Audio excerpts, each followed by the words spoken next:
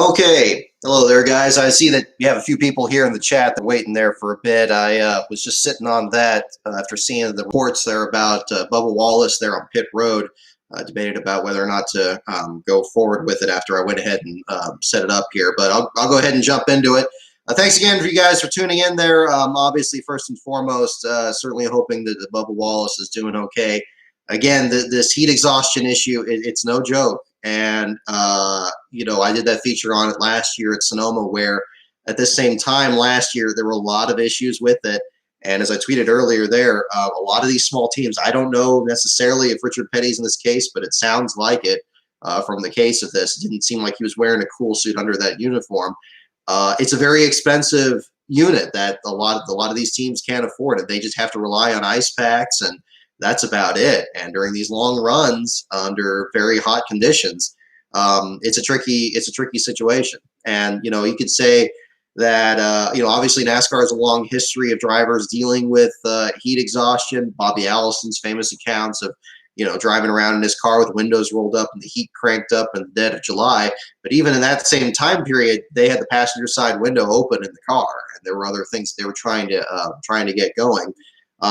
Different. They had unique challenges of their own now, but this new paradigm with the current car, and it's a concern again that I think has to be addressed for the future car, is potentially a serious issue, and it's frightening to see. I didn't see the Bubba Wallace situation live, but I saw it on Twitter since then, and it gave very clear memories of the thing with Cody Ware last year at Sears Point. It's a scary thing to see, and you really got to make sure you get medical attention to somebody in that situation very quickly, and get some IVs in there and everything, because at that point, as we saw with Casey Kane at Darlington a couple of years ago, the accounts where his heart rate was so high he couldn't actually drink any water at that point. That's where it gets a real dangerous situation. And as good as it is to have NASCAR back racing and everything, and trying to get as many of these events in as possible, we are now in a situation where we're having a lot of tracks that perhaps haven't been at this time of the year before, or haven't in a very long time, and in regions where perhaps they were put at different times of the year because the weather was not quite so harsh. And having a race in early June in Atlanta, or having one in Texas in July, or Talladega at the end of June, or Homestead next week, this is going to be a serious issue coming up. And the big teams, it probably won't be a problem or as much of one. Kevin Harvick was able to hop out of that car because the Stewart-Haas team is very different from these other ones, and they're able to get those resources to adjust on it. So I'd highly recommend checking out my feature from that last year. I don't mean to just sound like a callous plug there, but I really am concerned about this issue. And, the article's there for everybody to see if you're interested in more on that. Parker Kligerman gave some very interesting insight on that. And, this is something that, we see at some of these other tracks in particular. Patrick Carpentier, when he drove the 32 car a couple years ago for Go Fast Racing, I talked to him on the way back, and he was talking to me coming back there, but he was kind of in a daze, and I just cut the interview off because it was just at a point where he was like barely able to keep walking there. So we kind of guided him back to the hauler there, and he was getting taken care of. But it's a difficult issue. I think that Kligerman's interview, definitely, I'm seeing some questions about it already, and it's good to cover. Definitely from Kligerman's perspective in his interview, it seemed to be an issue of sealing up the car at these tracks. And maybe we see this already at the 1.5 miles at Atlanta, and that in the past it's been more for different tracks. But at the road course at Sears Point, road courses in comparison usually had that right side window open, and it's allowed a difference in the heat exhaustion. But I think it is an element of both. It's the sealing of the cars, and it's also the disparity between the haves and the have-nots over what resources are able to be available for drivers. And cooling technology has changed so much over the years. I mean, from plugging in an ice box and having a tube go through to the driver's helmet. You think back to Ricky Rudd's situation in Martinsville in 1998, where a cooling vent failed, and spraying water on the driver didn't help. This is certainly not a new situation, But it's tricky. I mean, and it's something that I think NASCAR needs to take a more active role, keeping an eye on, because these drivers nowadays are so fit and everything, and the cars are so fast, and there's so many elements in there. You can't have people in there. I mean, there's a lot that's already demanded of them, and to have it be that much more serious is a situation there for that. So again, certainly hoping Bubba Wallace is doing okay. I'm encouraged by the reports that he was responsive to everybody. That was very much the same thing with Cody Ware last year. He was responsive to people. I followed up with the team, and he was recovering there last year. But it's a tricky situation. But I think it's something that we're all going to have to kind of keep an eye on there. In these next few races, as we're not even to the first day of summer yet, and we're already seeing the consequences of this. But it's going to be interesting, an interesting deal, and I hope that there's going to be some more follow up on that in the days and weeks ahead. But Kevin Harvick with the victory today in the Cup Series race. Dominant victory there at the end, closing stages. Field very strung out. And last place finish settled very early on. I believe all 3 races had a driver fall out in the first 15 laps of the race. Obviously, the one in the Truck Series race ended up being changed when Johnny Sauter was disqualified for failing a tire leak test that was discovered in post-race inspection. But definitely a lot to cover from those other events as well. So BJ McLeod, so far unofficially your last place finisher today in the Cup Series race at Atlanta. The first for the number 78 since Furniture Row Racing closed at the end of the 2018 season. We're going to see if that changes there. He pulled off the track very early on. By lap 17, NASCAR officials confirmed that he was out from a clutch issue. So he had a very short afternoon. And much like his first start with that team in the spring race at Darlington for the series return when he had engine issues on the number 78. An unfortunate consequence of the incident that he had at Bristol last week there with Denny Hamlin that damaged his Ford. He had to run a Chevrolet bright red car. I don't know if I assume it was another Rick Ware car because it looked kind of similar to one of the other schemes that Garrett Smithley and some of these other guys have run before. But apparently a super speedway car that wasn't set up for Atlanta. As we saw with Brian Dozet at the Truck Series race, of course, makes sense that didn't want to do anything to wreck the car there. Obviously, with Dozet's case, they ran that one truck that Jim Rosenblum fielded, and reports were indicating that was the same truck from Daytona. They've been trying to shoehorn it into running these mile-and-a-halves. They had a lot of problems at Charlotte last week, and the problems continued into Atlanta with the thing bottoming out and ultimately spinning out and crashing. So now they have a wrecked truck that they got to piece back together, fallen out of the race under the DVP, although it shows as a crash in the official results. And then him being in last place until Johnny Sauter was disqualified for, again, the leak test mentioned earlier. Cody Vanderwall had some unfortunate luck there in the Xfinity Series race. The car was smoking during the early laps of the race. And several teams, including Stephen Light and apparently Timmy Hill's team, were reporting that there was issues with the car smoking on the pace laps. Only made it a few laps in before he pulled off the track. Unfortunately, Means had picked up tires from the FDNY Jim Rosenblum team of the Truck Series to run the Xfinity race, and then unfortunately wasn't able to use any of them in the race itself. I got a hold of Means online, and big thanks to him for getting back to me, asking if he was able to transfer those tires to a Cup Series team today, and he told me that he was not able to. So an unfortunate deal for the Means Racing team. Although I'm sure that they were able to get the tires for a bit cheaper than they would have under the circumstances. It's unfortunate that they weren't able to use them. And with NASCAR having the regulations that allow teams to be able to use tires under different circumstances from different teams, there still are limits, of course, based on what compounds are being used and everything. A big thanks to Bob Pockris for clarifying the rule on the tire issue yesterday. It was very, you can always count on him to come through to get the rules clarification on that. I was not aware of that you could transfer tires between one team or another. And so big thanks for his clarification on that.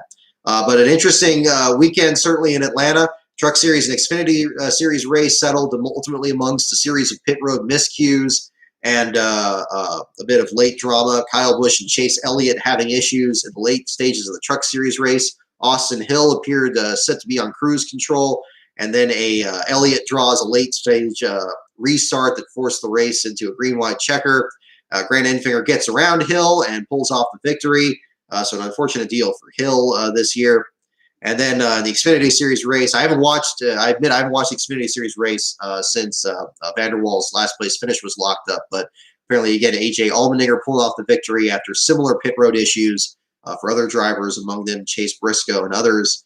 And we saw some pit road issues today in the Sunday race, but at the same time, drivers like Brad Keselowski, for example, were able to recover from it. But other drivers that were having problems late in the race, like Clint Bowyer, were not. The chunking tires coming apart on Boyer's car, ultimately costing him a top 10 run after he had such a good run at Bristol last week. Was running in the 10th spot when he pulled down pit road and ended up falling back there.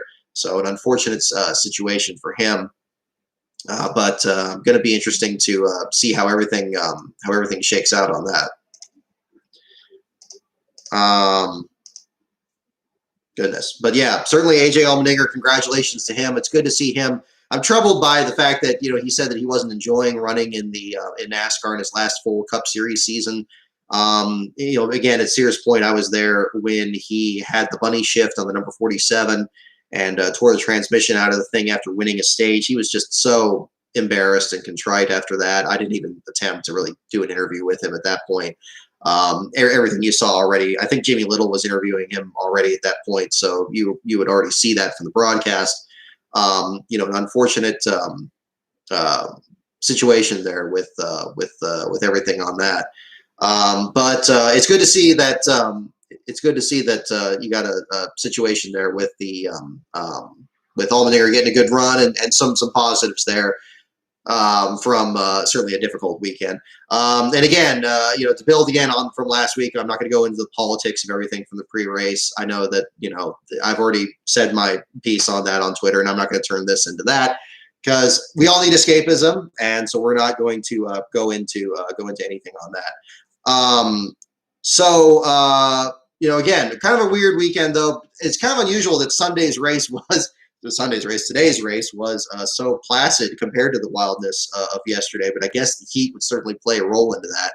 Obviously, at Sears Point last year, long green flag runs and similar issues with that.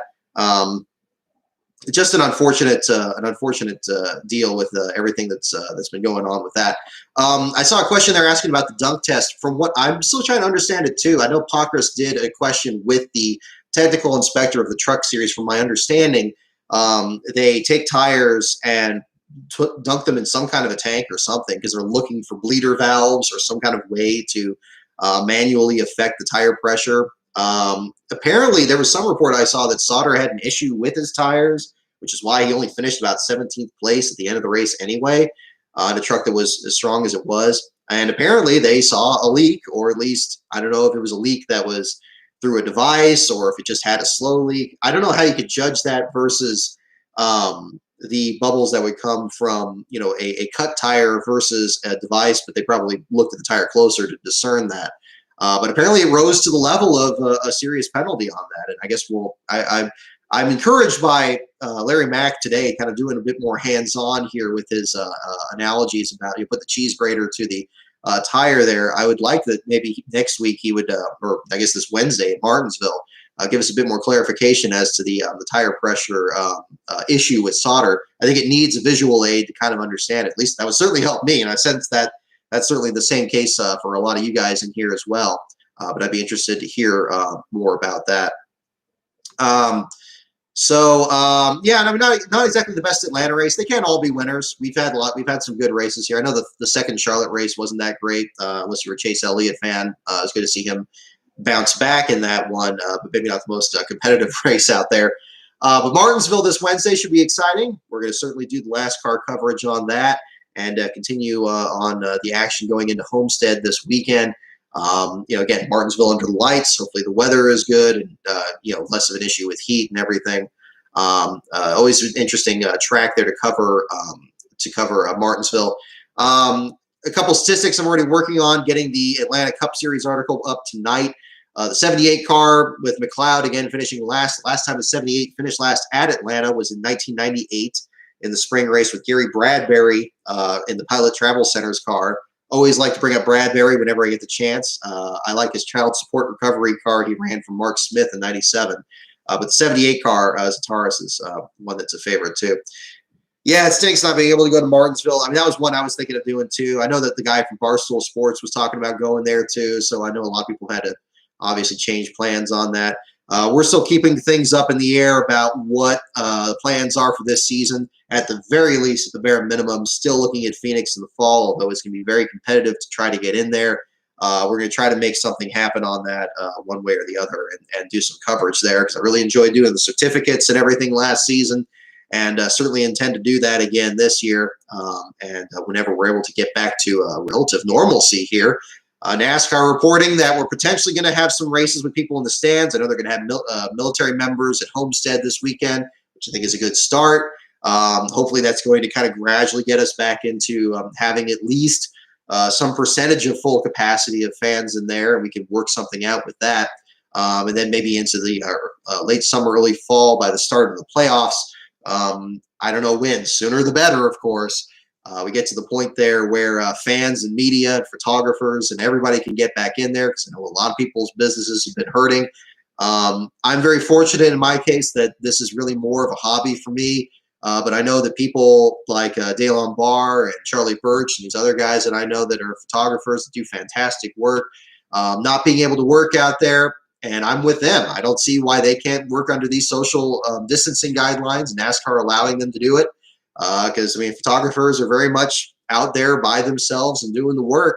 You know, it's hurting them in their livelihoods. And I hope that they can get back to that soon enough. Same with the people that work at the tracks, the concessions, and security and everybody else that's involved. And then just the fans themselves trying to get into some kind of means of escapism for sure. And then bringing in everybody else at the same time. So, yeah, I mean, hopefully, again, what Homestead's doing, it's good that they're bringing some people in there, military service members and everything. I think it's a good start, and hopefully it's going to fast track things. I mean, we're coming up to some fan favorite tracks here. Not saying that we couldn't have done this at any track, but if we're going to do places like Talladega and Martinsville coming up here, we'll see if something shakes out on that as well.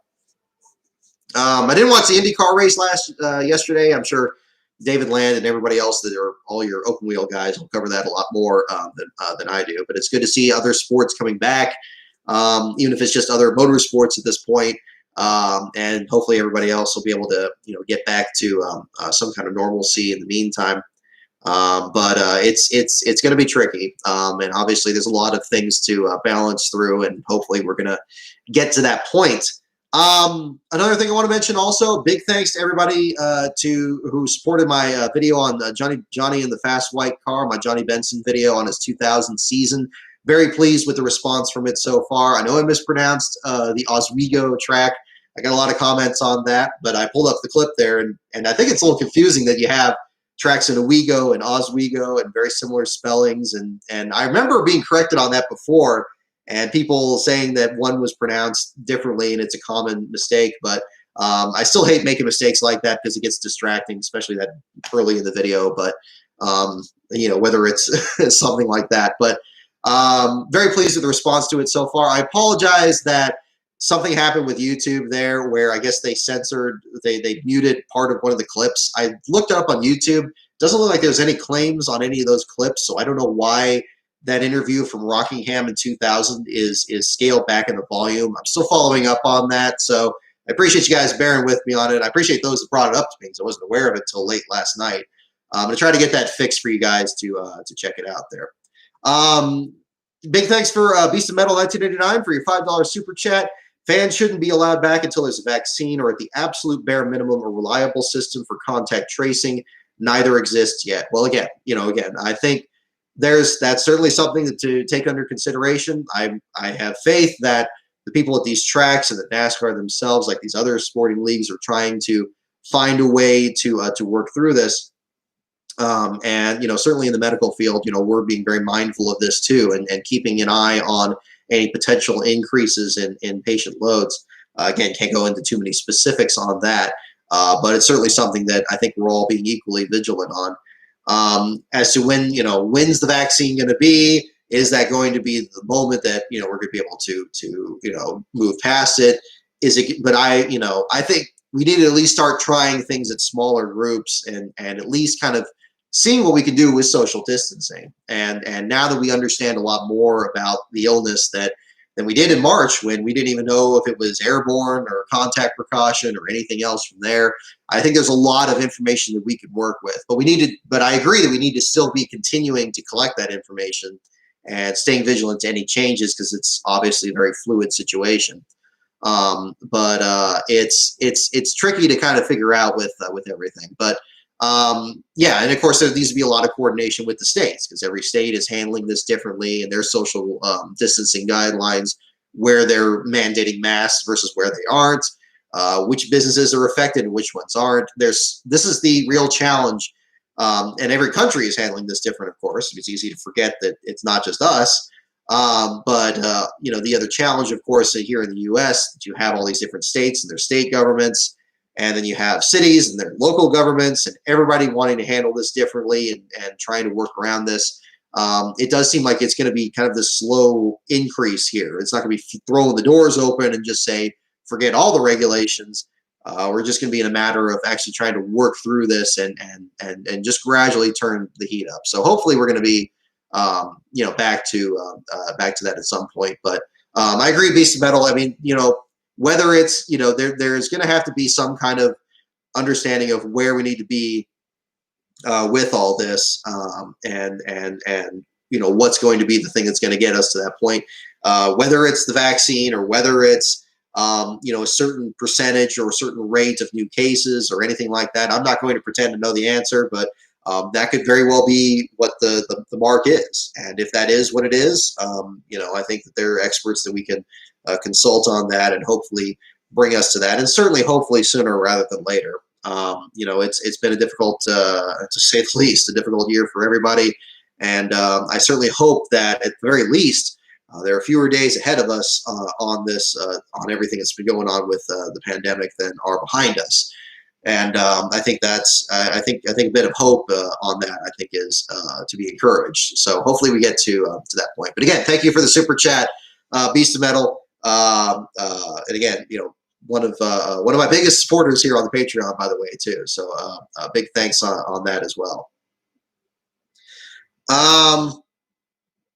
Yeah, looking over the comments here again, Homestead, really, going to be interesting to see how all that shakes out.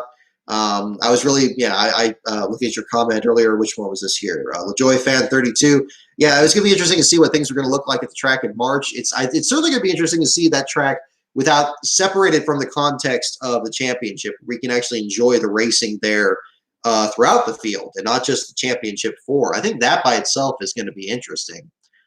Because Homestead really hasn't had that since they've reconfigured the track. The most recent time in 2003, they were positioning it to be a championship finale. Even before that, there were some championships that were settled there when it wasn't the finale. But really, and while it's unfortunate that they've changed the venue for the end of the season, I think they're just trying some stuff. And whether or not Phoenix is going to stay the finale, who knows? But Homestead, I think, is going to be really interesting this weekend. I think it's an exciting venue. I think it has some potentially very interesting last place battles.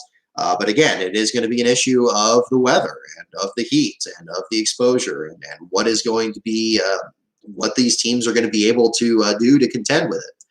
But that's going to be interesting. But then before we get there, of course, we got Martinsville on Wednesday. So I almost didn't write that in my calendar. I think during our last live stream, I had to make sure I marked that in there.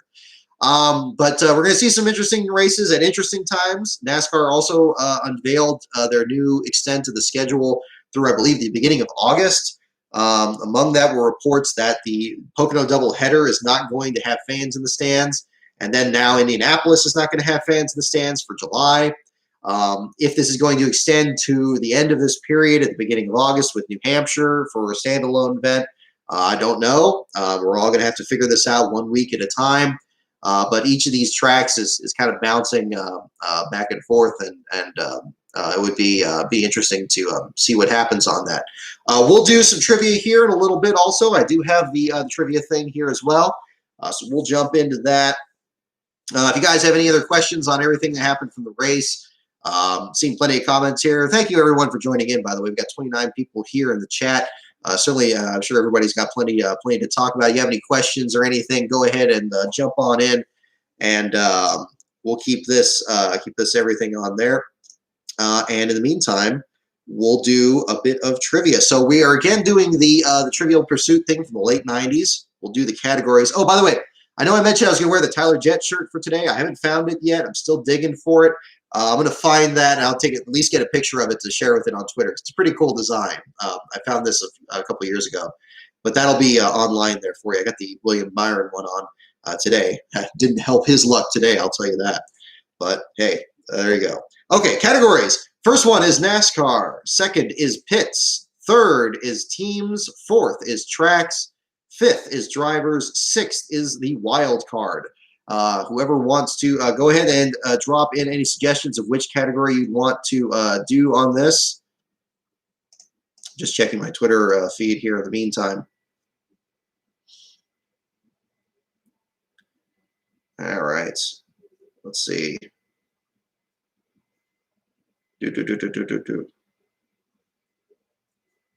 All right.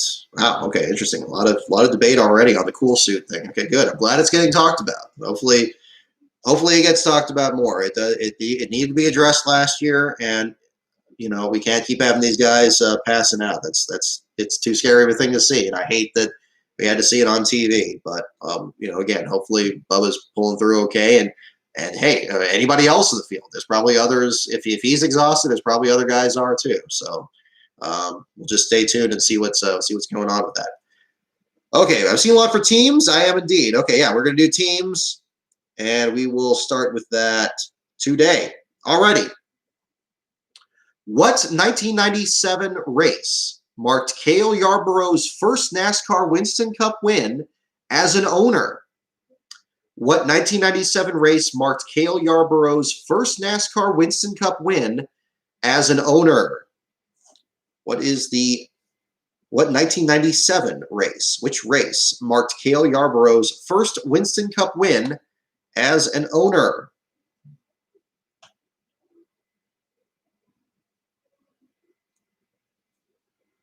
Whoops, somebody was looking for the link on this. Let me share that with you.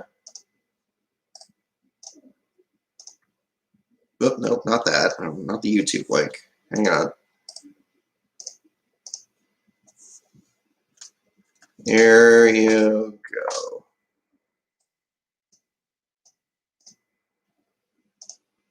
Alrighty, and I'll share it in here too for anybody that's following up on this. If you want the link to the interview with Parker Kligerman about the heat in the cockpit, there's the link. I just put it in there. Okay, the answer is indeed the Pepsi 400. Yep, easy question to start off. Pepsi 400 was indeed the first win for him in that case.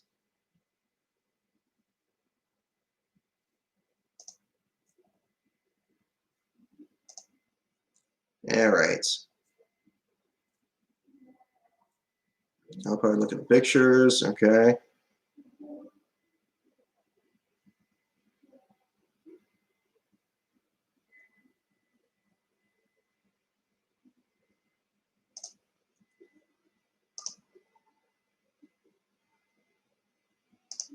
Okay.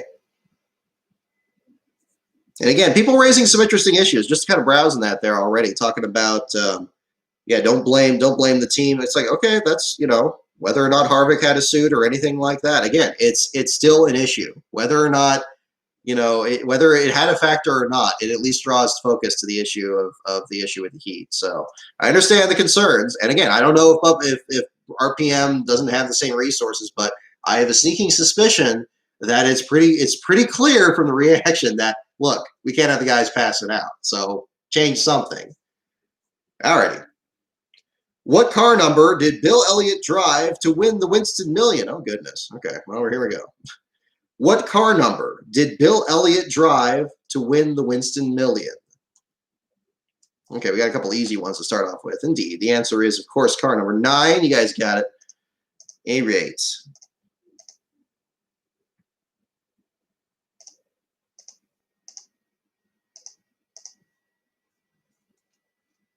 All right. All right. Here we go. Next question. Okay, here we go. Another team question. What car number? Okay, we got another car number 1. What car number did Neil Bonnet drive for Junior Johnson in 1984? What car number did Neil Bonnet drive for Junior Johnson in 1984?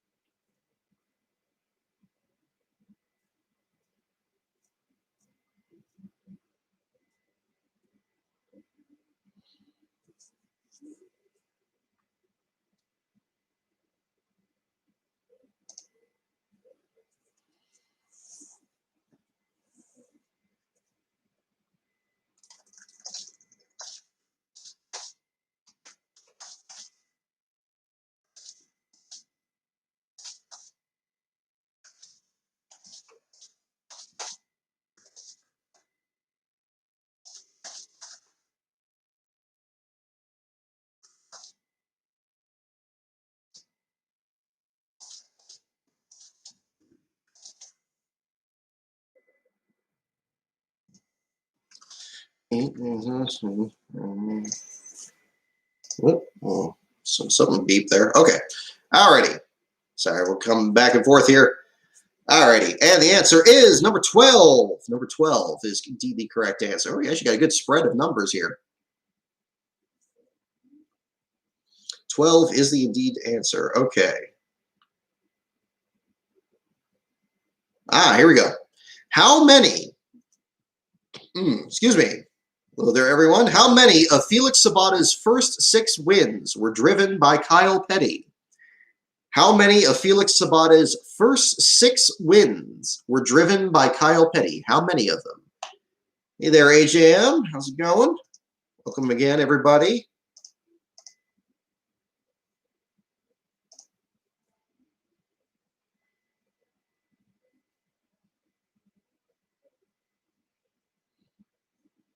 Yeah, interesting discussion. My goodness. Very interesting. Good. I'm glad. Again, everything's a conversation. It's good to have people talking about it.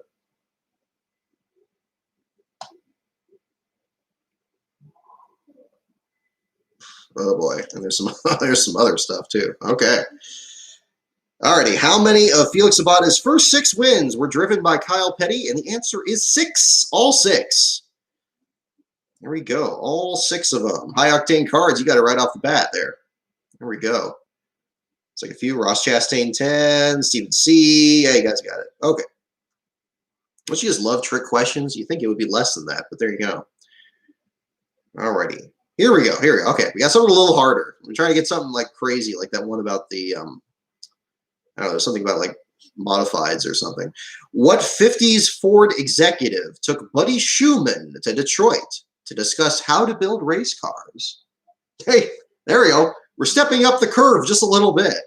What 50s Ford exec took Buddy Schumann to Detroit to discuss how to build race cars? What 50s Ford exec took Buddy Schumann to Detroit to discuss how to build race cars? Edsel Ford II. Okay, maybe this one isn't so hard. It sounds like it's hard. What 50s Ford exec took Buddy Schumann to Detroit to discuss how to build race cars? Yeah, 90-degree angle on that curve. Yeah, no kidding. More of an just square. We're not even rounded. Okay. And the answer, I have not seen the correct answer. It is not Edsel Ford. Anybody else want to take another guess? It is not Edsel Ford, at least according to this. What's the discussion about? Okay, yeah, we were talking about heat exhaustion earlier, Steve C. Talking about the issues with problems with heat exhaustion. Certainly after Bubba Wallace had a scary moment there, to say the least, during an interview on pit road after the race. And then you had just talking about the races in general from the weekend, and then jumping into trivia. I think we started that maybe about 10 minutes ago here. So get in there. Roman Paris, Carroll Shelby, Jacques Design. Nope. The answer is Bill Benton. Bill Benton. I don't know if you can see that very well. Yeah, it's a little better. There we go. It is not Carroll Shelby. It is Bill Benton, at least according to this. You would think Carroll Shelby. That's a good guess. Very good guess.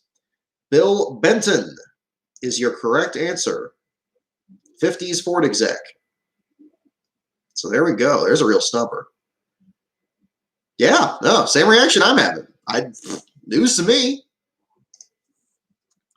Let's see. Let's do that. Let's Google this. Let's type that into the old Google machine. Okay, the first thing comes up is a sound engineer. Okay, well, that's not good. So even Google doesn't know what it's talking about. Ford. Okay, and the first thing comes up here is obituary for William P. Benton, age 85, passed away in 2009. A successful career with Ford Motor Company, global vice president of worldwide marketing after 37 years. I don't know if this is the same Bill Benton, but I mean, that's an extraordinary coincidence if he was also somebody there. Accomplishments, Lincoln Town Car. Oh, wow, Ford built the original Pope Mobile. Wow, interesting. One for John Paul II. Foundation, recently served on the boards. He was on SMI's board of directors. Okay, this is interesting. I'll post the link in the description so you guys can check this out. And we're all going to learn something today about old Bill Benton. Here we go. Take a look there. I assume that's the same guy. It looks like it here. Yeah, guidance at Ford in Europe, was always impressed by business knowledge. Interesting. Very interesting. Born in 1923. Okay. Well, already. Let's see here. Alrighty, here we go. Let me get the page pulled back up. There we go. Yeah, never knew this at all. Never knew it either. I will completely admit, I did not know that. Alrighty, who drove for a modern record 16 different owners in only 3 years in the 80s? Check that. This is from the late 90s. Well, I think like 98, 99, so it'd be from this trivia one. So some of these trivia questions, you may think it's one answer, that'd be today. Now we're more than 20 years in the future, but yeah, we're think late 90s to add a little bit of extra challenge to our trivial pursuit here today.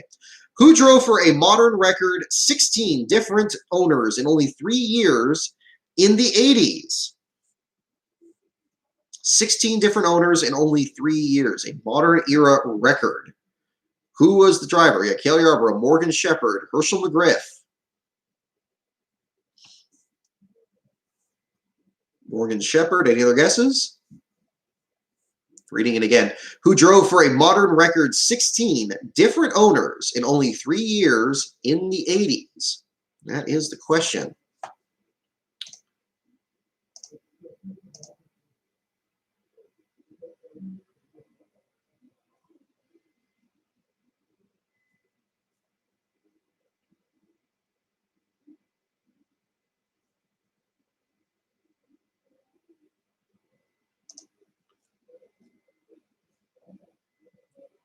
Corey LaJoie, okay with the low budget? I mean, they probably had. Again, there's other factors. Look, heat exhaustion is heat exhaustion. It should concern everybody. You know, how many more people have to be suffering heat exhaustion before it's a problem? Who drove for a modern record 16 different owners in only 3 years in the 80s? The answer is indeed Morgan Shepherd. Morgan Shepherd is the correct answer. Okay, you guys, looks like most of you guys got that one. High octane cars, you jumped on it right away. And Road Racer Ufer. These other ones, excellent. Morgan Shepherd is correct.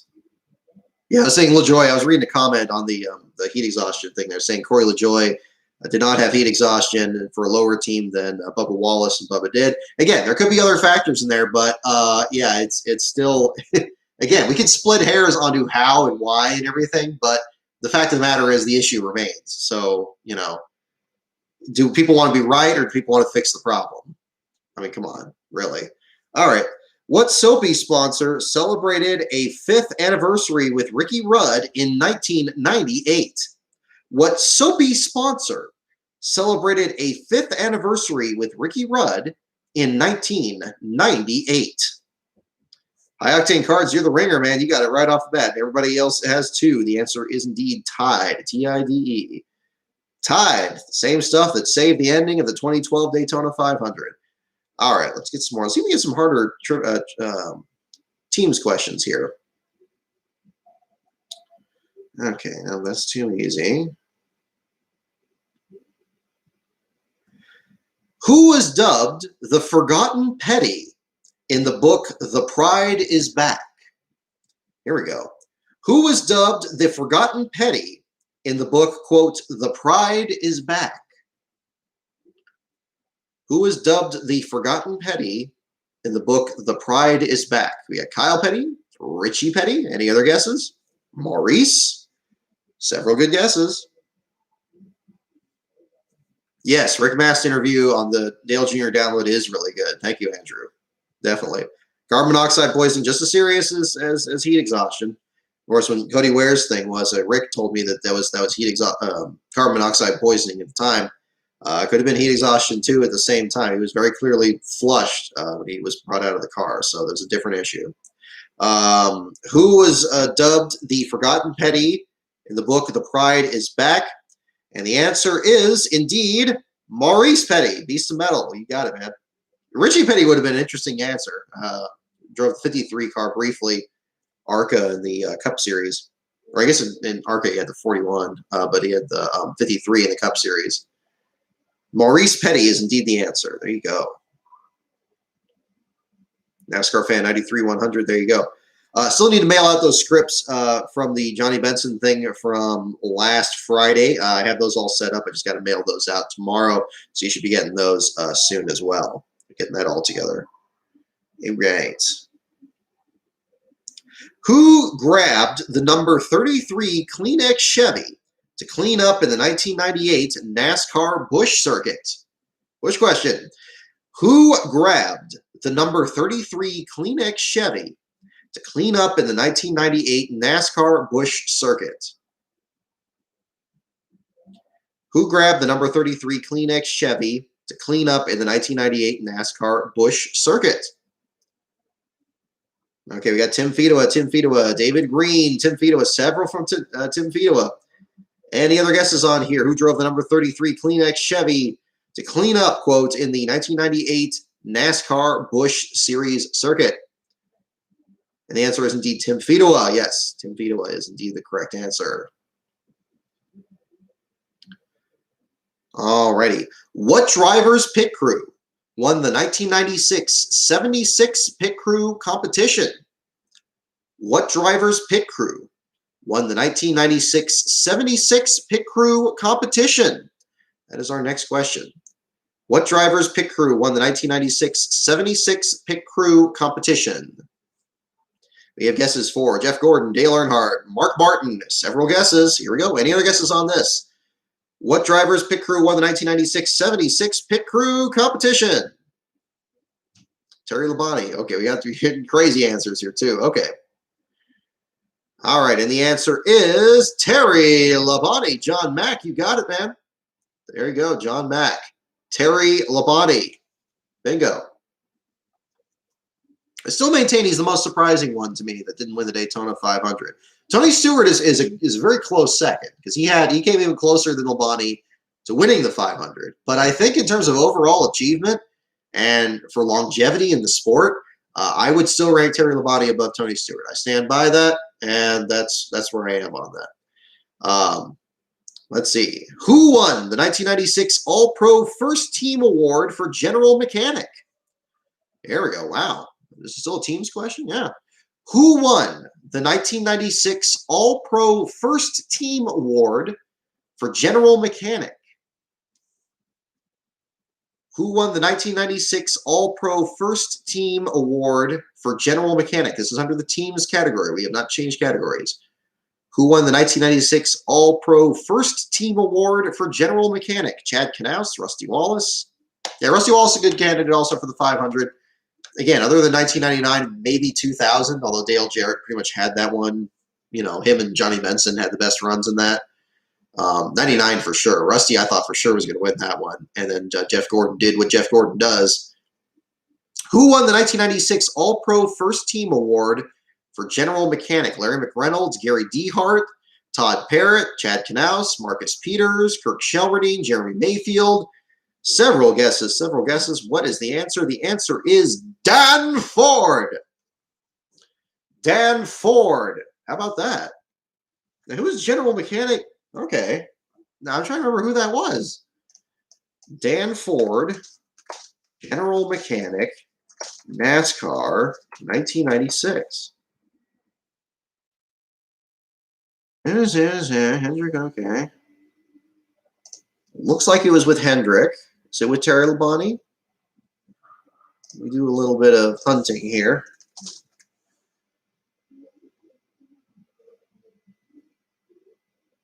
Okay, crew chief honors went to Ray Evernham, leader of the Hendrick Motorsports team, to help Jeff Gordon the Winston Cup title. Hendrick also put tire carrier Gary Smith and general mechanic Dan Ford on the top team. So it looks like with Gordon, the Copenhagen Skull All-Pro team selected by a panel of 90 series competitors. Martin, Roush Racing. No, this is Jennifer Martin. Wait and see. Daniel Earnhardt. All pros. Earnhardt leads the All Pro team. Crew chief honors. Hendrick puts. Okay, it looks like, yeah, it looks like with Gordon. Certainly with Hendrick and probably with Gordon. So there you go. That is the answer. Dan Ford is indeed the answer. Dan Ford. Yeah, no, we're getting hard ones on here. This is a good pick, you guys. Do teams. We're gonna get we're getting some good ones here. Alrighty.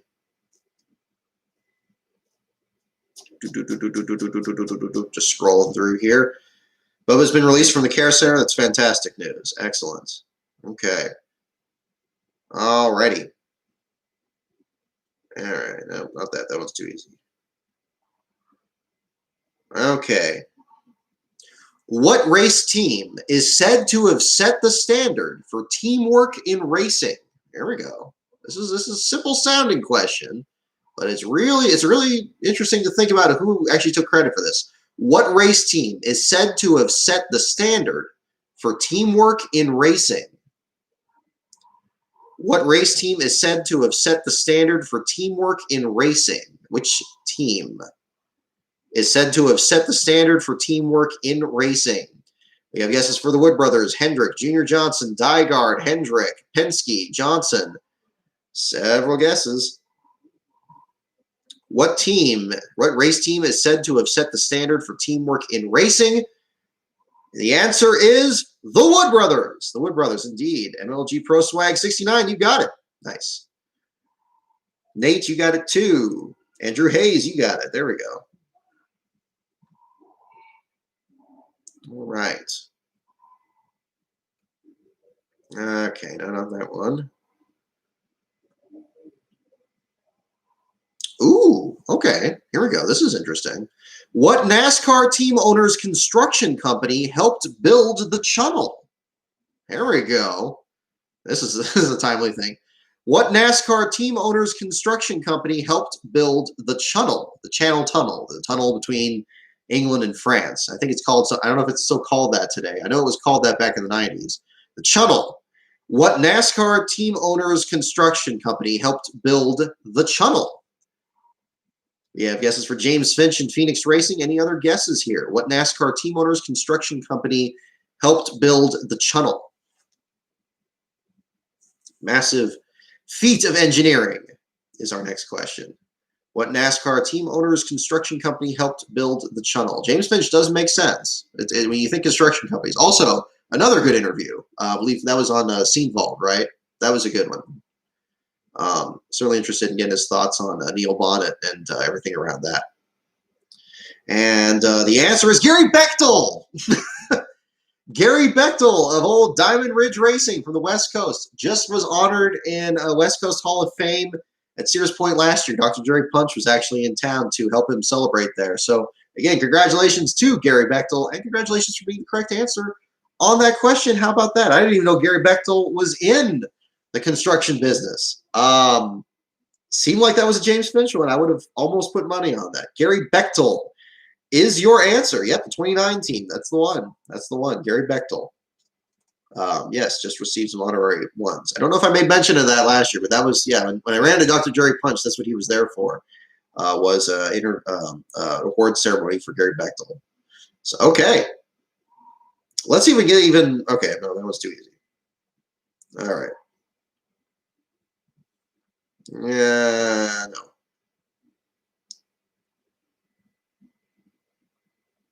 Ooh, here we go. Here we go. Some of you guys may know this one. This is maybe like a 5 on the of a 10 level tier question. Let's see. What car was driven by the winner of the 1954 Linden, New Jersey airport race? What car was driven by the winner of the 1954 Linden, New Jersey airport race? What car was driven by the winner of the 1954 Linden, New Jersey airport race? Open about an inch on the right side. Kevin Harvick's roof flap was popping up too, but I think NASCAR is aware of that, and that's happened for a while, and they're turning a blind eye to that, but that's a whole other thing. What car was driven by the winner of the 1954 Linden, New Jersey airport race? We have guesses for Jaguar, Jaguar D-Type, Hudson Hornet, DeLorean Time Machine. And here we go. And the answer is indeed a Jaguar. It's not going to ask for the model. I think it was an XK120, I think, I'm not sure entirely about that. I could be completely off base. Jaguar, Al Keller was the winner. First road course race in NASCAR in 1954. Jaguar owned by big band leader Paul Whiteman.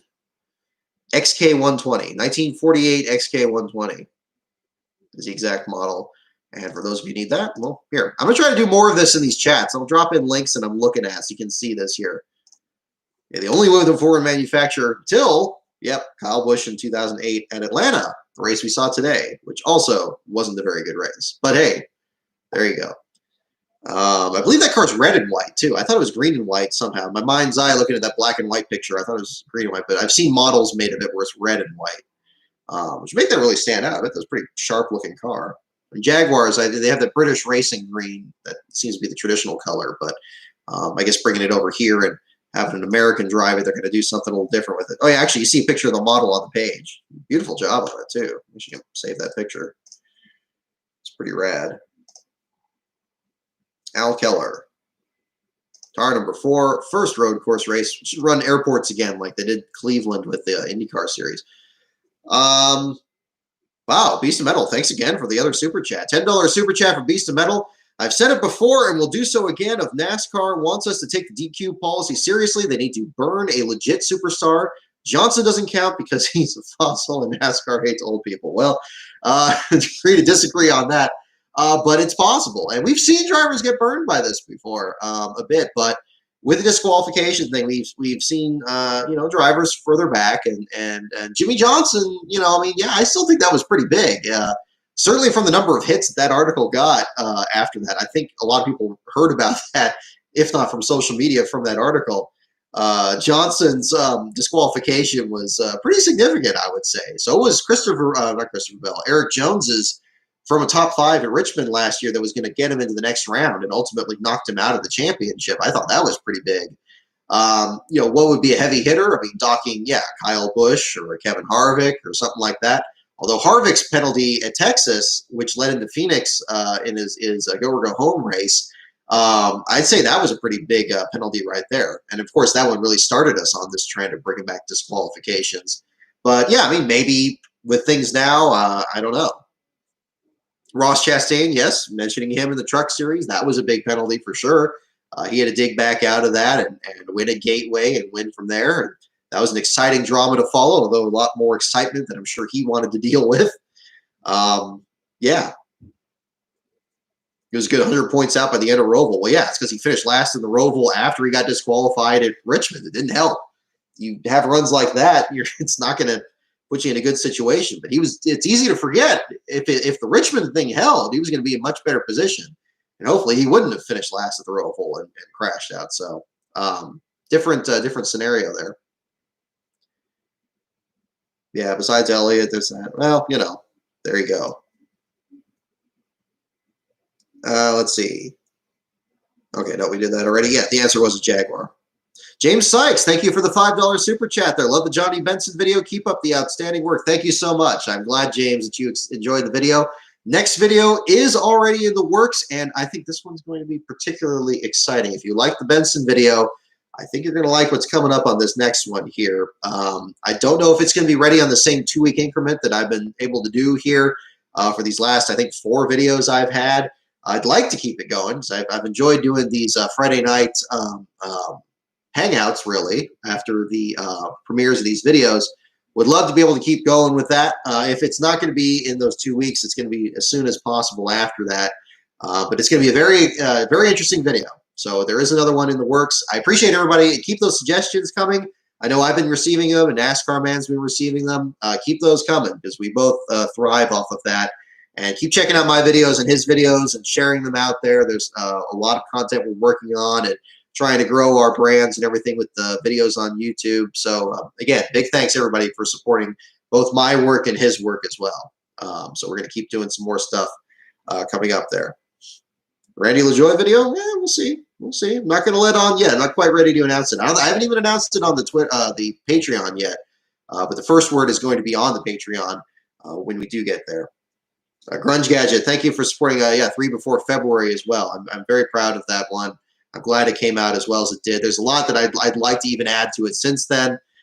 Make even more of a point about Jeff Burton and some of the other conflicts of the time. Bobby Labonte's hung throttle at Darlington that year was this very significant moment as well.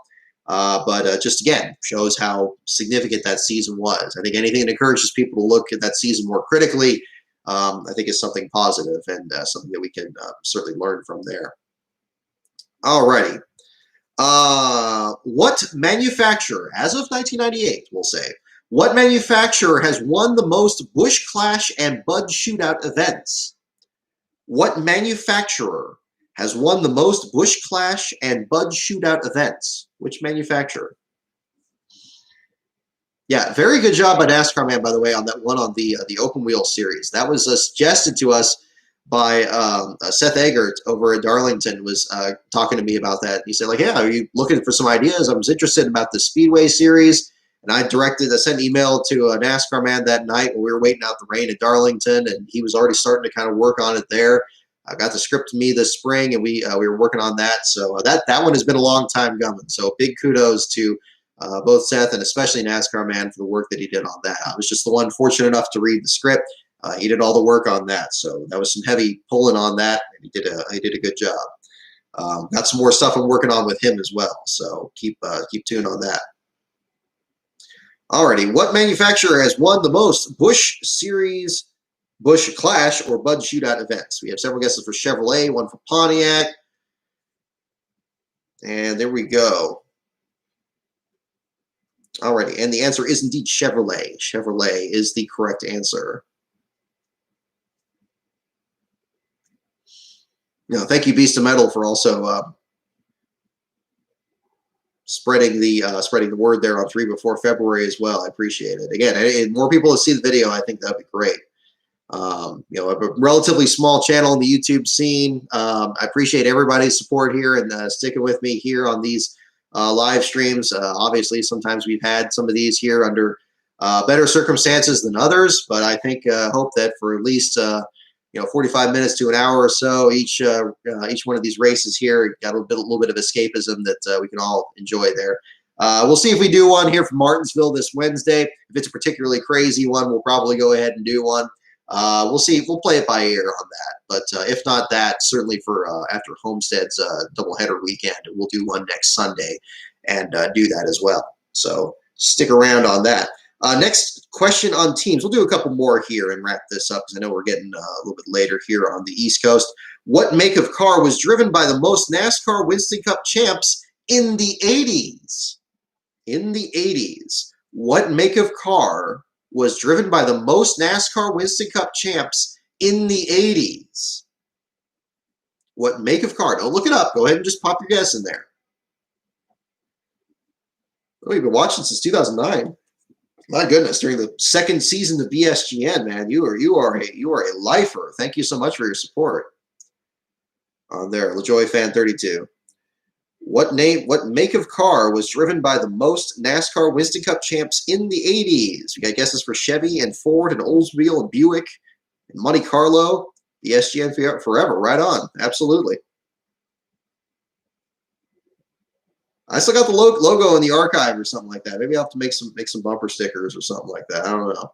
I haven't bought some stickers in a while. I have to order some more stickers for my my Patreon ones there because I've run out of those. But anybody else that joins the Patreon, I still are, even though the 2020 season has maybe not been as easy a season to remember, I have the 2020 Patreon stickers still in the archive. So those will be there for anybody that joins any level on those. I also want to make some more newsletters. I've been sending those out to patrons. I've only sent out the January one this year. Obviously, haven't done one since then. I need to make some more of those.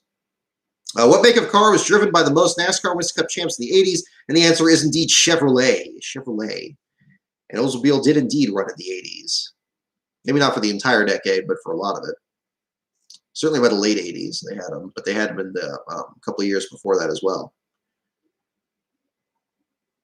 I found the music from the 87 500 grid. Very cool. I'd love to see the music for the 88 grid. That one's really good. That one's just so epic. It's just this wonderful Space Stallions synth music thing. It's just fantastic. It just makes everything sound as epic as it should be. Alrighty. Who nixed $1 million offer to drive for Junior Johnson in 1990? Who nixed $1 million offer? Nixed $1 million offer to drive for Junior Johnson in 1990.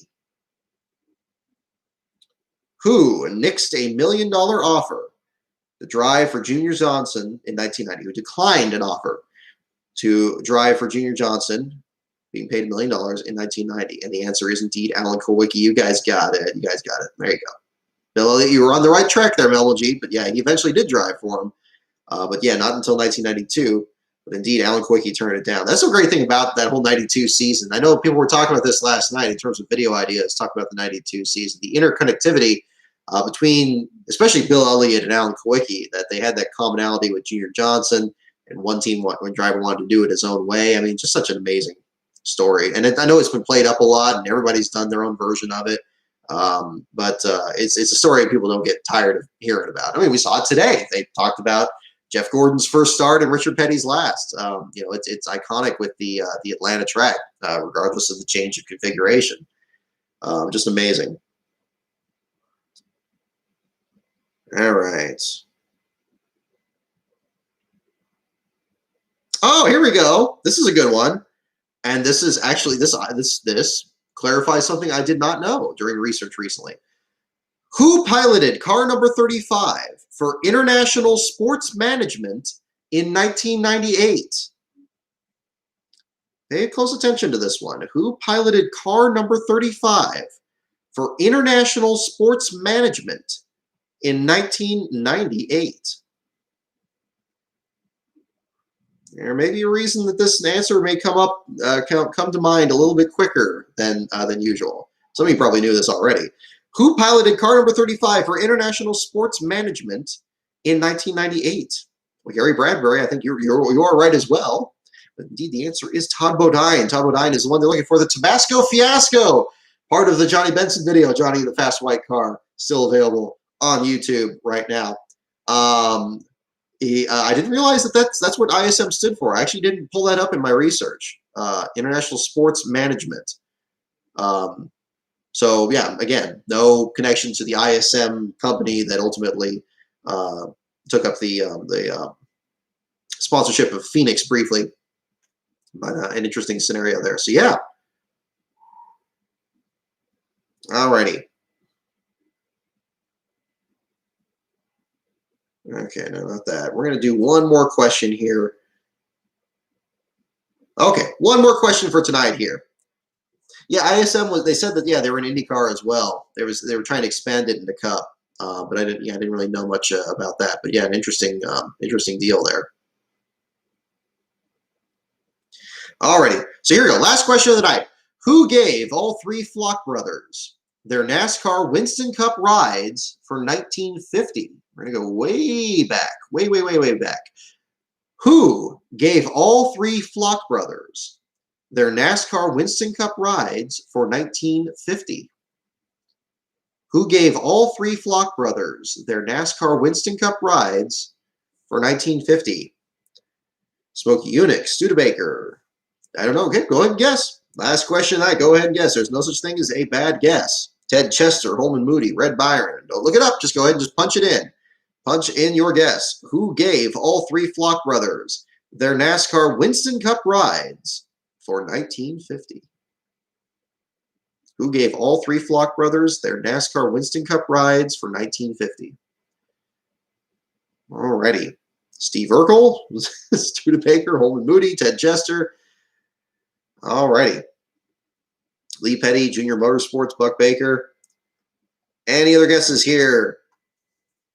And the correct answer, I am not seeing it from any here yet. Okay, go ahead and type your guesses. Keep guessing. Nobody has it right yet. Nobody has it correct yet. These are all good guesses, but we are not correct yet. Team owner for all three of the Flock brothers in 1950. Archie St. Hilaire. That would be amazing. But nope, not this time. If you guys give up, go ahead and say. Last question of the night. Jocko Flacco, Reginald Vell Johnson. We're going to keep doing Family Matters answers. Okay, we're not quite there yet. Very underappreciated actor, Reginald Vell Johnson. Father Flock, Jim Smith. Nope. Nope.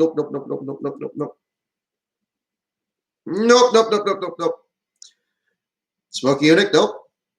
Flock cell phone team, Carl Kiekhofer, Banjo Matthews, Flock Racing. Nope.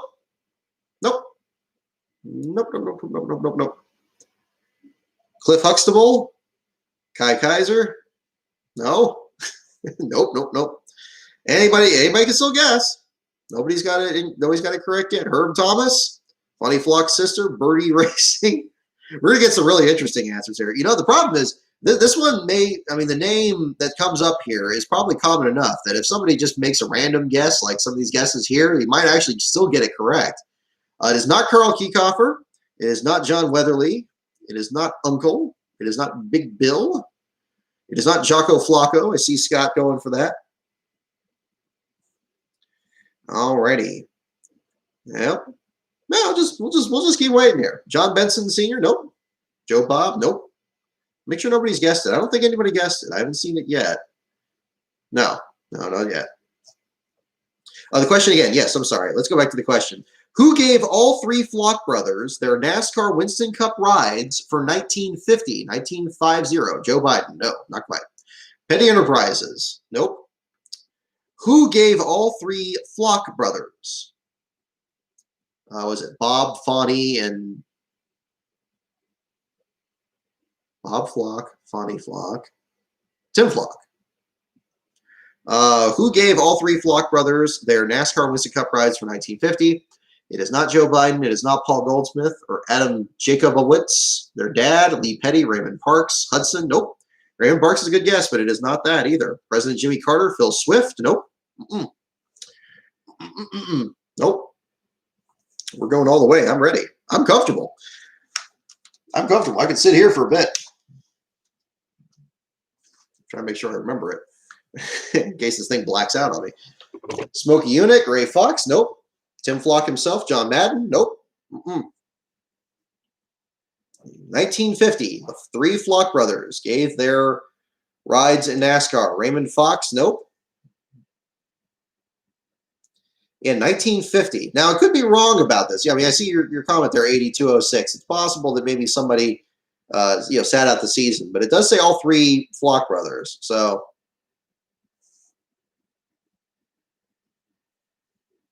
Wood Brothers, Johns Mansville, Raymond Fox. Nope. John Madden. Nope. It is not 15 seconds either. Not this time. Yeah, Fonny and Tim seem to be the bigger names of the Flock brothers. Bob is the one that I overlook. The only picture I can think of with Bob is He ran the number 7 at one point, I believe. John Menard or Buddy Elliott? Nope. Mm-mm. Mm-mm. Pope John Paul II? Nope. Although that Ford executive that came up earlier designed the first Pope-mobile. So another little factoid you can put in your hip pocket there.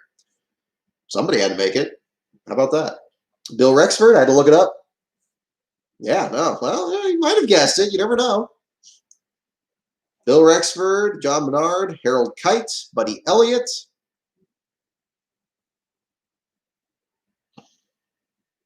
Oh no, yeah. Thank you for your invite on Twitter there. Yeah, if you want to do an interview, I'm absolutely interested. Certainly, drop me a message. We'll work something out. I got I'm on Zoom. I'm on Skype. I'm on all that. So Frank Christian. Yeah, look to see. I see a couple of you guys have looked it up and subbed it. I mean, you can chime in if you want. I don't know if it's. Let's see. Melvin Joseph, Frank Christian, Harold Kite, Cecil Gordon, Buddy Elliott. It is not Buddy Elliott. I've seen a lot for Buddy Elliott, and it is not Buddy Elliott. At least not according to this. Hubert Westmoreland, good guess, but nope. It is not Harold Kite. Nope. We're going to double the length of the show just with the, the last question. It's a name I've never heard before. You never know. You never know.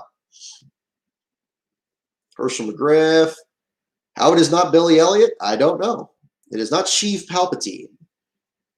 The Force can do things that some may find natural. Or whatever. I can't do it as well as Mike Sikoska. I mean, nobody can. I don't think even the original actor could. Frank. Oh, man. I'm sorry. I slipped it out a little bit. Okay. Sorry. I'll give you the first guess. Okay. I already let it leak a little bit. The first name is Frank. Can you guess the last name? Frank is the name, not Ben Kenobi. It is not. I leaked the first name of the answer. Frank is the first name of the team owner. Can you guess the last name of it? You just get half of it here. DMB on Twitter. Okay, right on. It's not Frank Stoddard. It's not Ben Swallow. No, it is not. Yeah, I'll drop you. Frank Christian. There you go. Maserati 9. You got it. Maserati 9. You got it. It's not Kyle Larson. Frank Christian. You guys got it. Frank Christian is indeed the correct answer. Thank you guys for playing and for sticking in there. Hope you don't mind having a little fun with that there. But that was great. So not exactly the most exciting Cup Series race today. Certainly hoping everybody's recovering well after the heat. But we've got a pretty crazy Martinsville race looking forward to on Wednesday. And you better believe we are going to be tracking the last place battle in that event as well. So thank you so much for chiming in. Thank you again to everybody for the super chats and for supporting my video on YouTube and NASCAR Man's videos as well. Make sure you stay tuned for more content on this channel as well as NASCAR Man's channel. And stay tuned for more news on the next video.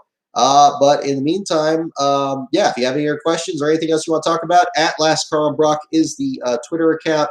Yeah, almost 7 minutes for one question. Wow. Okay. At LastCarOnBrock is the Twitter. Patreon.com/LastCarOnBrock is the Patreon. And lastcar.info, of course, is the website. Article coming up later tonight on BJ McLeod, unless there's a disqualification, at which point it will be whoever was disqualified, featuring some stuff that I'd rather not delete about BJ McLeod because it's interesting information. So thank you so much, everybody, for your support, and I'll see you next time at the races. Remember, folks, last happens. Be safe, folks.